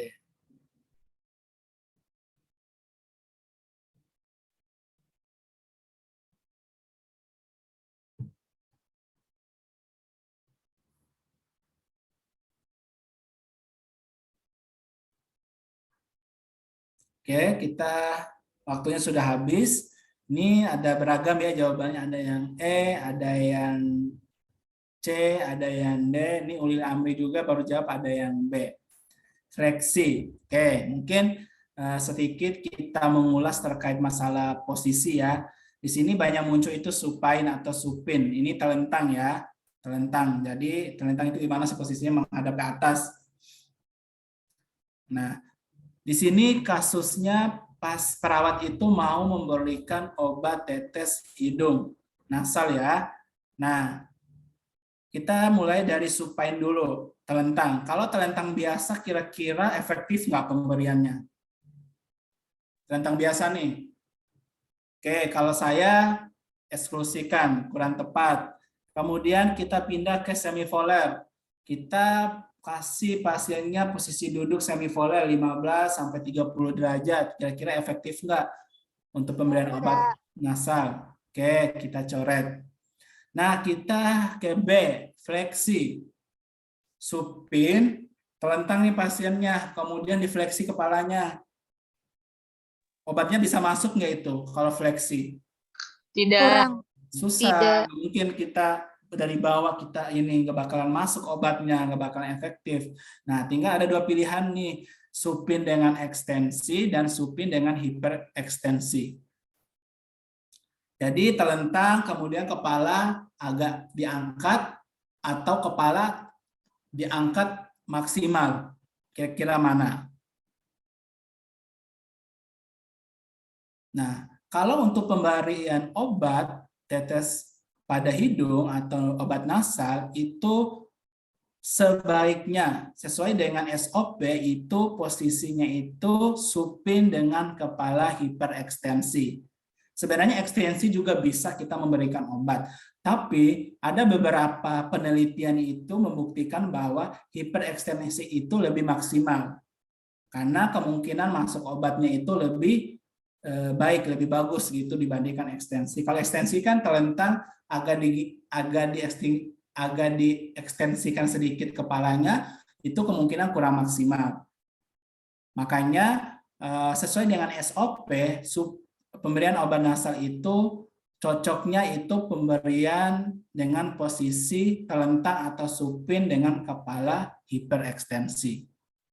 Oke, jelas? Jelas, Pak. Oke, kita pindah ke soal berikutnya. Ini kita ada beberapa yang kita skip ya, karena mengingat waktu yang sudah hampir habis. Bentar. Oke, ini terkait juga intervensi keperawatan nih. Oke, mengingat waktunya udah hampir habis, mungkin sedikit langsung saya bahas ya untuk soal ini. Di sini dikatakan pertanyaannya apa intervensi keperawatan. Di sini kita lihat pasiennya itu mengalami penurunan kesadaran. Hasil pengkajian ada penonjolan tulang, pada area penonjolan tulang tampak kemerahan dan ada bulan. Ini udah mulai iritasi kulitnya, kemudian pasien tampak lemas, TD-nya 150/90, nadi 88, napas 20, suhu 36,7. Apa intervensi keperawatan yang tepat? Kira-kira mana nih yang tepat? Ada yang bisa menebak? Kira-kira apa intervensi keperawatan yang tepat? Ayo. Oke. Ismi mungkin kalau disuruh pilih jawaban yang mana? Bingung, Pak. Bingung. Kalau Arba Intan? Saya kayaknya C sih, Pak. C, oke. Nah, Rosi? Bingung deh, Pak, ini. Bingung. Oke. Ini sebenarnya kasusnya agak membingungkan, padahal sebenarnya kelihatan gampang, tapi karena datanya bervariasi yang muncul, makanya teman-teman agak bingung. Tapi di sini bisa kita lihat kata kuncinya, pasien penurunan kesadaran, otomatis pasiennya tidak bergerak, tidak ada mobilisasi. Kemudian, oh ternyata kulitnya itu udah ada merah-merah nih di bagian penonjolan kulit. Kemudian ada mulai muncul bola. Nah, itu data yang kedua. Kita lihat TTV-nya normal aja kok, tidak ada masalah, walaupun tensinya agak tinggi. Tapi kan ini pasien dengan kemungkinan meningitis, dengan tilah baring total, makanya ada perubahan tekanan darah. Nah, apa yang perlu kita lakukan? Kita coba melakukan massage. Bisa juga, room juga bisa, mobilisasi juga bisa, kompres hangat. Kompres hangat mungkin bisa kita eksklus. Kita keluarkan dari pilihan jawaban. Kemudian lotion untuk area yang menonjol. Nah, berdasarkan beberapa riset, beberapa penelitian, kalau pasien yang sudah beresiko mengalami dekubitus, jadi kita curiga pasien ini bakalan dekubitus. Bukan bakalan sih, akan dekubitus. Karena udah mulai ada kemerahan pada area penonjolan tulang. Nah, apa kira-kira yang paling efektif untuk kita lakukan pada kasus ini? Jadi pilihan yang tepat untuk pencegahan dekubitus itu dengan melakukan mobilisasi setiap 2 jam, miring kiri, miring kanan, miring kiri, miring kanan, selama per 2 jam. Nah, itu pilihan yang tepat. Nah, yang lain juga tidak salah, tapi itu akan menjadi tindakan supporting atau tindakan pendukung untuk tindakan mobilisasi ini. Selain kita mobilisasi, mungkin kita bisa oleskan lotion, kita lakukan massage, kita melakukan room. Tapi ketika kita hanya memberikan lotion itu tidak bisa mencegah dekubitus karena dia hanya melembabkan. Kita massage juga mungkin hanya mempelacar aliran darah untuk sementara. Begitu juga dengan room, apalagi ini pasien dengan penurunan kesadaran, otomatis kita melakukan room pasif. Itu tidak efektif juga untuk pencegahan dekubitus. Nah, yang paling sering dan paling prioritas kita lakukan dalam pencegahan dekubitus itu adalah melakukan mobilisasi setiap 2 jam, miring kiri, miring kanan, kemudian posisi telentang selama dalam durasi 2 jam. Jadi 2 jam ganti-ganti gitu. Oke, jelas untuk soal yang ini? Jelas, Pak. Oke, kita pindah ke soal berikutnya.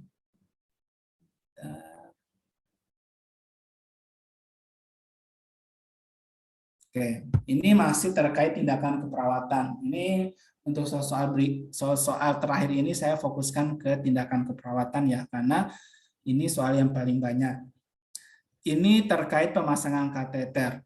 Di sini dikatakan bahwa ada pasien perempuan 42 tahun post-op karsinoma mamai atau mastektomi. Di sini ditanyakan, di sini perawat akan melakukan pemasangan kateter untuk mengukur intake dan output cairan. Walaupun sebenarnya untuk kasus-kasus operasi itu biasanya di ruang operasi itu udah biasanya udah dilakukan pemasangan kateter langsung. Jadi pasien-pasien operasi itu pasti di ruang OK itu udah dilakukan pemasangan kateter. Tapi mungkin ini soalnya mungkin ada sedikit berbeda lah gitu. Nah, perawat akan memasang kateter untuk mengukur intake dan output cairan. Nah, apa tindakan pertama? Kira-kira apa? Vika. Yang paling pertama kita harus lakukan nih ketika melakukan tindakan? Cuci tangan, Pak. Cuci tangan. Menjelaskan prosedur. Oke, cuci tangan. Kemudian Rosmita. Yang D, Pak. Yang D, menjelaskan prosedur. Oke. Tadi Vika jawab cuci tangan dulu, Rosmita menjelaskan prosedur. Nah, mungkin ini mengingatkan juga kepada teman-teman, setiap tindakan yang kita lakukan itu harus dimulai dengan informed consent. Apapun itu tindakannya. Apalagi tindakan-tindakan yang invasif. Nah, di sini pemasangan kateter itu adalah salah satu tindakan invasif. Jadi, hal pertama yang harus kita lakukan itu kita datang dulu ke pasien atau keluarganya, kita jelaskan prosedur tindakannya. Ibu, kita akan melakukan pemasangan kateter nih, karena sama perawatan ini ibu akan diukur bagaimana cairan yang masuk, bagaimana cairan yang keluar, biar gampang kita ngukurnya, Bu, gitu. Nah, itu kita menjelaskan prosedur, kenapa manfaatnya, kemudian bagaimana nanti tindakannya. Nah, itu kita lakukan, kemudian kita meminta persetujuan pasiennya. Setuju nggak, Bu, kita lakukan pasang kateter nih? Oh, setuju, kata pasiennya. Barulah kita melakukan tindakan yang lainnya, mencuci tangan sebelum tindakan, menjaga privasi, menutup sampiran, kemudian pakai sarung tangan, dan melakukan tindakan pemasangan kateter. Jadi, hal pertama kita lakukan ketika kita melakukan tindakan itu, wajib kita menjelaskan prosedur dan meminta persetujuan ke pasien maupun keluarganya.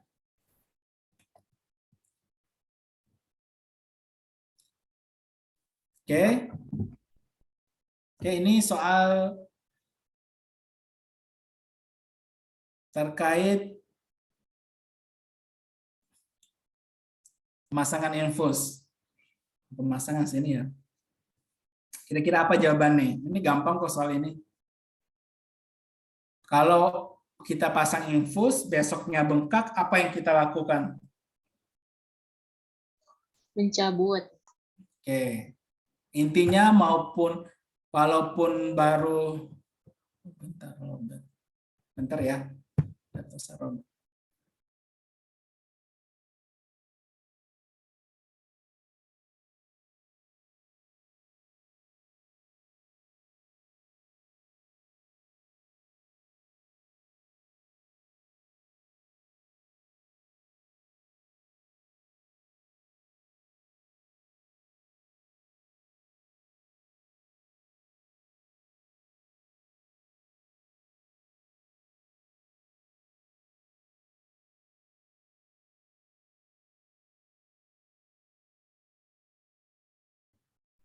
Oke, jadi kalau kita sudah melakukan pemasangan infus, biasanya itu kan di rumah sakitku maksimal 3 hari ya, tapi hari pagi pasang, ntar sore bengkak.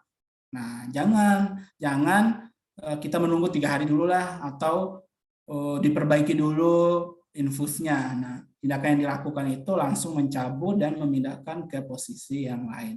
Intinya kalau ada kemerahan mulai bengkak, itu kita langsung ganti posisi pemasangan infusnya. Oke, kita lanjut ke soal berikutnya.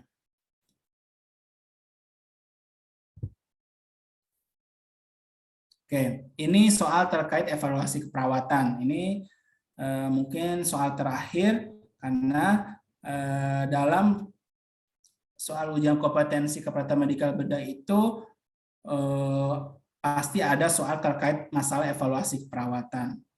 Nah, di sini dikatakan pasien luka bakar 35% sudah dilakukan pemberian cairan, kemudian perawat melakukan evaluasi keberhasilan. Nah, apa parameter yang dipakai oleh perawat untuk mengevaluasi keberhasilan dari tindakan?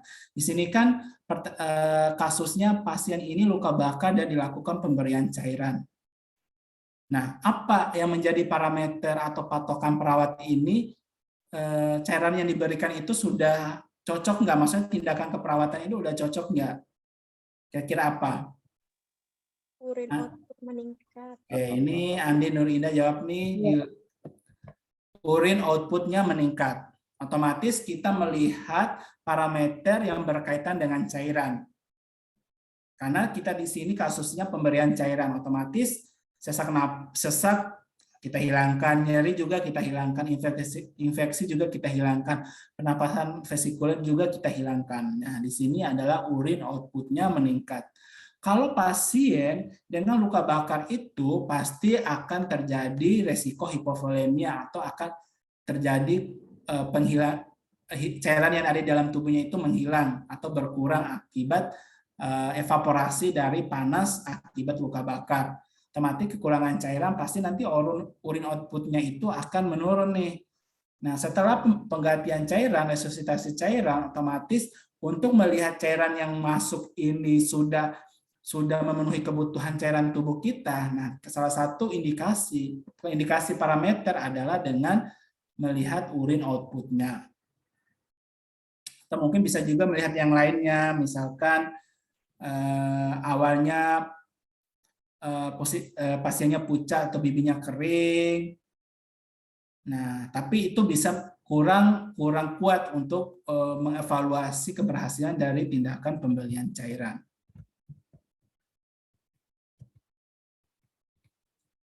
Oke, karena waktunya sudah hampir habis, ini saya sedikit menjelaskan terkait ini lebih ke kisi-kisi sih, kira apa saja yang kemungkinan masuk dalam ujian kompetensi, karena saya juga udah beberapa kali di IFVK untuk soal D3 keperawatan beberapa kali bikin soal. Nah, soal keperawatan itu seperti yang saya bilang tadi itu tidak terlepas dari proses keperawatan, dari pengkajian, diagnosa, intervensi, implementasi, atau tindakan keperawatan dan evaluasi.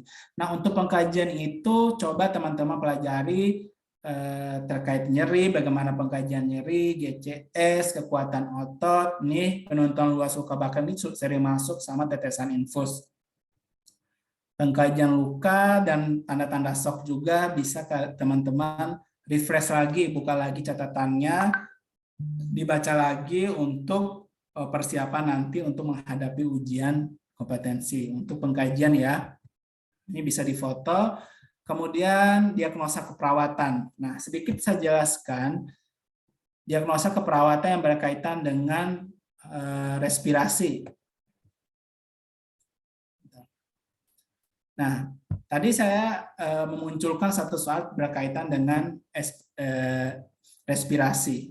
Nah, di sini saya menjelaskan apa bedanya bersihan jalan napas, pola napas, gangguan pertukaran gas, dan gangguan ventilasi spontan.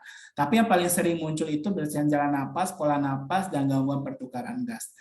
Nah, kalau bersihan jalan napas, satu kata kunci yang bisa teman-teman pegang untuk mengangkat diagnosa ini adalah batuk tidak efektif. Jadi pasien itu mengatakan batuknya ada dahaknya tapi tidak mampu mengeluarkan dahak. Nah, itu bisa kita mengangkat bersihan jalan napas tidak efektif, apalagi didukung oleh data sekutunya berlebihan, auskultasinya itu terdengar ronki maupun wheezing. Nah, itu untuk bersihan jalan napas tidak efektif.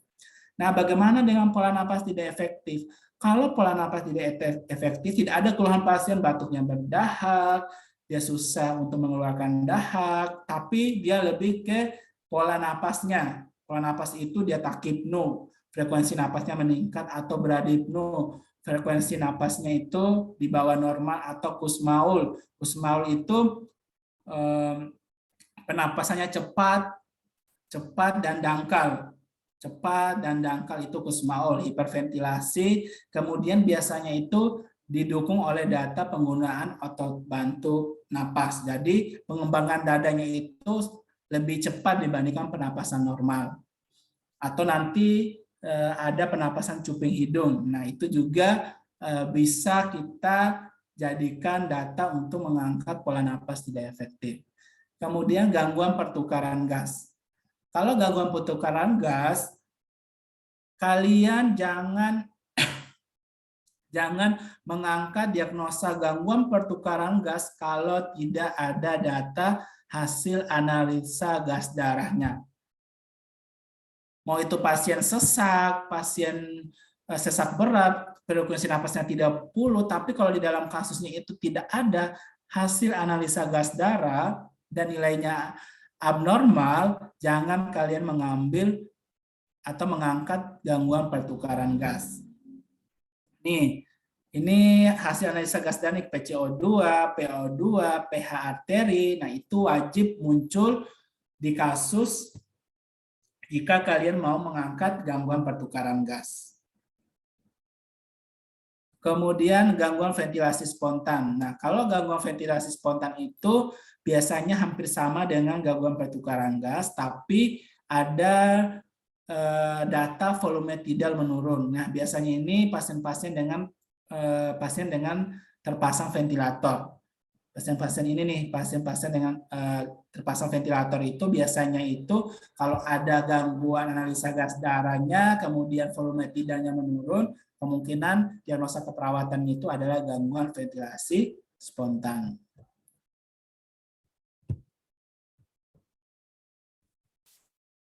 Oke, ini berkaitan dengan sirkulasi. Nah, ini paling sering muncul nih perfusi perifer tidak efektif, penurunan curah jantung, dan gangguan sirkulasi spontan. Kalau perfusi perifer tidak efektif itu otomatis kan gangguan peredaran darah ke jaringan-jaringan perifer itu akan bermasalah. Makanya ketika kita melakukan pemeriksaan CRT atau capillary refill time itu penyelesaian capillary itu lebih dari 3 detik, kemudian nadi itu menurun, warna kulit pucat, kalau pada ujung kaki, ujung jari itu teraba dingin, itu kemungkinan perfusi perifer tidak efektif. Kalau penurunan curah jantung itu berkaitan dengan masalah pada jantungnya, misalkan perubahan irama jantungnya, oh pasiennya itu bradikardi, takikardi, aritmia, gangguan irama jantung. Kemudian juga bisa terjadi udem. Biasanya ini pasien-pasien dengan masalah jantung itu akan bengkak nih, karena si jantung itu tidak mampu memompa darah ke seluruh tubuh. Jadi darah yang seharusnya masuk jantung itu kembali ke paru-paru, kembali ke bagian tubuh lainnya. Makanya kadang pasiennya parunya itu efusi pleura atau terjadi pembengkakan pada paru dan bagian tubuh yang lainnya. Itu karena kemampuan jantung itu tidak mampu memompa. Kemudian ada perubahan kontrilitas, misalkan ejection fraction-nya itu menurun, kemudian CRT juga meningkat, oliguria itu urinnya itu tidak ada gitu, karena si jantung itu tidak mampu memompa darah ke ginjal, makanya terjadi penurunan jumlah urin yang keluar. Nah, itu baru kita bisa mengangkat penurunan curah jantung. Kalau gangguan sirkulasi spontan, nah ini kita lihat nadi nih paling penting. Nadinya itu di bawah 50 atau takikardi, atau lebih tinggi di atas 50. Nah, itu bisa mengakibatkan gangguan sirkulasi spontan, atau tekanan darahnya sangat rendah atau tekanan darahnya sangat tinggi. Kalau terlalu tinggi bisa mengganggu gangguan sirkulasi spontan. Kalau terlalu rendah juga tekanan darahnya bisa mengakibatkan gangguan sirkulasi spontan. Nah, ini untuk diagnosa nutrisi dan cairan. Kalau nutrisi dan cairan, kalau untuk defisit nutrisi, nah ini saya mengingatkan lagi kepada teman-teman, untuk defisit nutrisi itu kalau pas datanya cuma mual muntah, nafsu makannya berkurang, anoreksia, tidak mau makan, porsi makanannya tidak dihabiskan, itu belum tentu pasiennya mengalami defisit nutrisi. Catat ya, kalau pasien hanya mual, muntah, anoreksia, tidak menghabiskan porsi makan, itu belum tentu defisit nutrisi. Itu masih resiko defisit nutrisi. Kapan kita mengangkat defisit nutrisi? Nah, kita mengangkat defisit nutrisi kalau ada penurunan berat badan minimal 10% di bawah rentang ideal. Kalau misalkan ISMI berat badannya 70%, 70 kilo. Nah, dikatakan ISMI ini mengalami defisit nutrisi kalau ada penurunan sekitar 7 kilo ke atas. Karena 10% kan, 10% dari 70 kan 7. 7, 8, 9 ke atas itu, nah baru bisa kita mengatakan ISMI ini mengalami divisi nutrisi. Nah, pasti juga nanti akan ditandai dengan nilai laboratorium abnormal albumin, Hb, dan lain-lainnya. Nah, ingat ya, divisi nutrisi itu data mayornya adalah berat badan yang menurun lebih dari 10%. Kemudian kalau diare, nah ingat diare ya, kalau pasiennya ini BAB lebih dari 3 kali, itu belum tentu diare. Kapan dikatakan diare? Lebih dari 3 kali dengan konsistensi fesesnya itu lembek atau cair. Ingat ya, mau dia 5 kali, 7 kali, tapi kalau fesesnya itu masih konsistensinya masih keras atau padat, itu belum bisa dikatakan diare. Kemudian hipervolemia, seperti yang tadi ya, hiper ini kelebihan cairan, udem, bengkak, badannya, berat badan juga meningkat, JVP-nya juga meningkat, nah itu hipervolemia. Nah ini hipovolemia kayak tadi ya sudah kita jelaskan. Ini ketidakstabilan kadar gula darah. Kalau ketidakstabilan kadar gula darah, wajib ada data pemeriksaan hasil gula darah. Baik itu hipoglikemi maupun itu hiperglikemi. Jadi jangan mau itu dia kencing dalam 10 kali dalam sehari, dia sering haus, sering makan, mengeluh lemas, tapi kalau tidak ada data hasil pemeriksaan gula darahnya, kalian nggak boleh mengambil ketidakstabilan kadar gula darah. Nah, ini beberapa tindakan keperawatan SOP ya. Ini sering masuk nih teman-teman, kalau ada 3 keperawatan. SOP itu paling banyak masuk dalam soal keperawatan medikal bedah. Karena teman-teman ada 3 keperawatan kan lebih ke skillnya, lebih ke keterampilan. Makanya banyak soal terkait tindakan keperawatan. Ini bisa kalian teman-teman foto, kalian nanti bisa review lagi. Bagaimana batu efektif, bagaimana SOP pemberian oksigen, pemberian obat inhalasi, suction, perawatan tracheostomi, selang dada, dan sebagainya. Ini sebelum kalian nanti melakukan atau melaksanakan ujian kompetensi, saya harap teman-teman mereview kembali SOP dari beberapa tindakan yang saya tampilkan ini. Ini kemungkinan sering masuk dalam soal ujian kompetensi.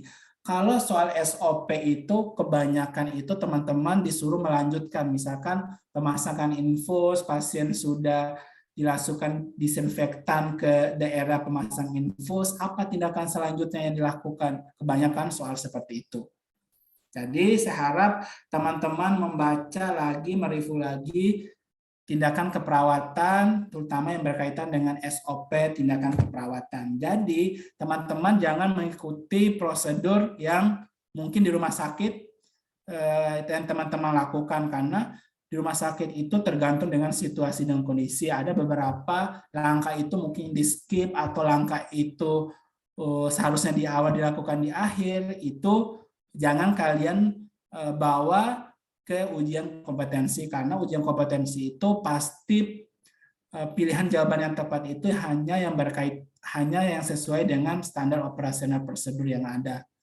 Pemasangan NGT harus sesuai dengan prosedur, bagaimana pemberian cairan intravena, pemeriksaan status gizi, itu bagaimana sesuai dengan standar operasional prosedur.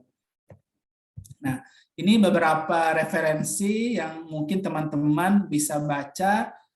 Ini standar diagnosa keperawatan ini, kalian silakan baca sehingga nanti bisa membedakan nih diagnosa A, diagnosa B yang hampir-hampir mirip.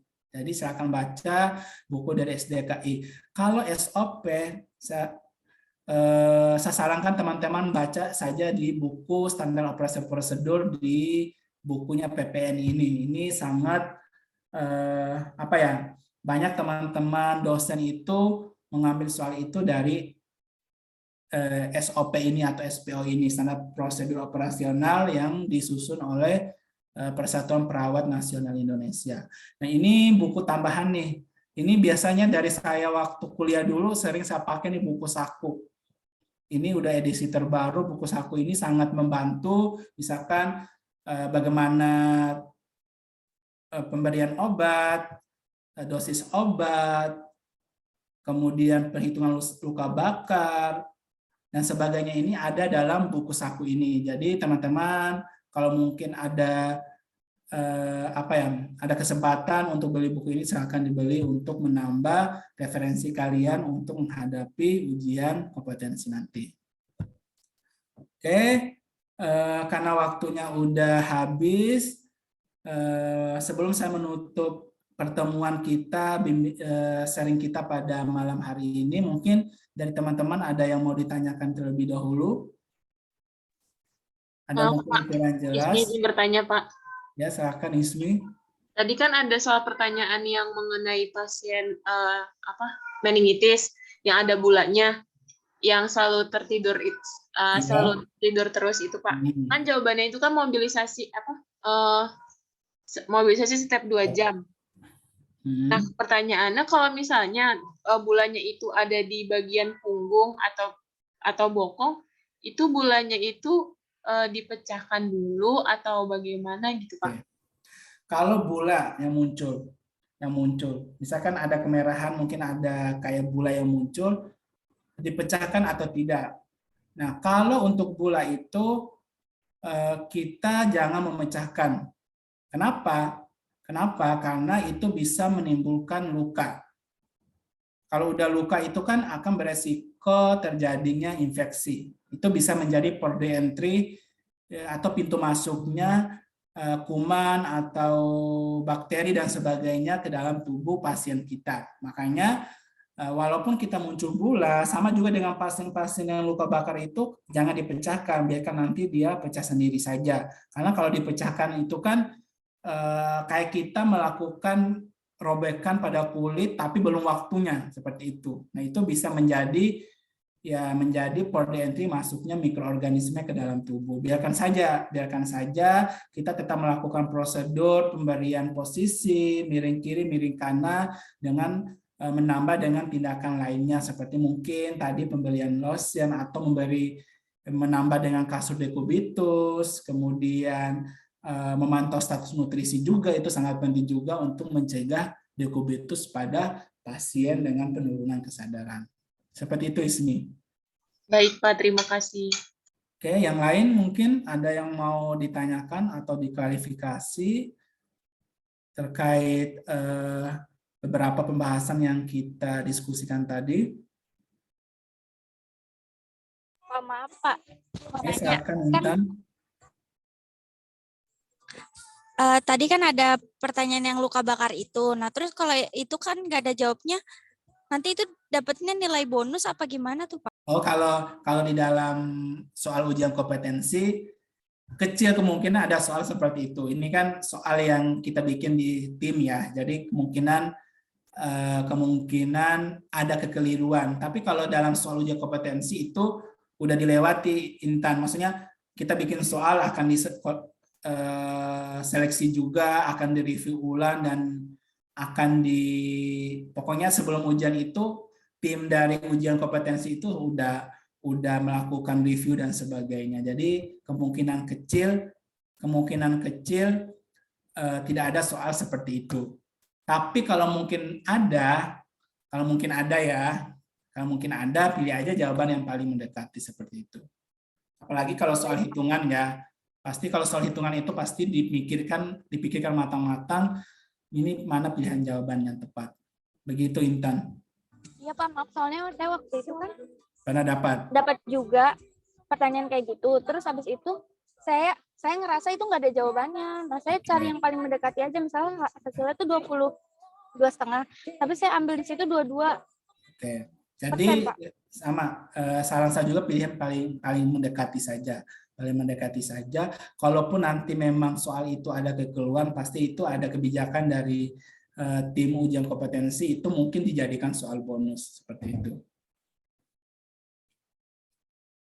Oke, yang lain? Baik, Pak. Terima kasih ya, Pak. Oke, sama-sama, Intan. Mungkin yang lain ada mau ditanyakan lagi?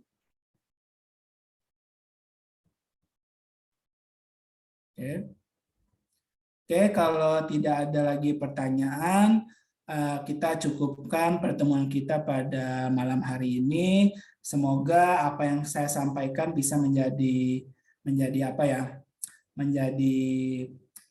modal kalian untuk menghadapi soal ujian kompetensi nanti.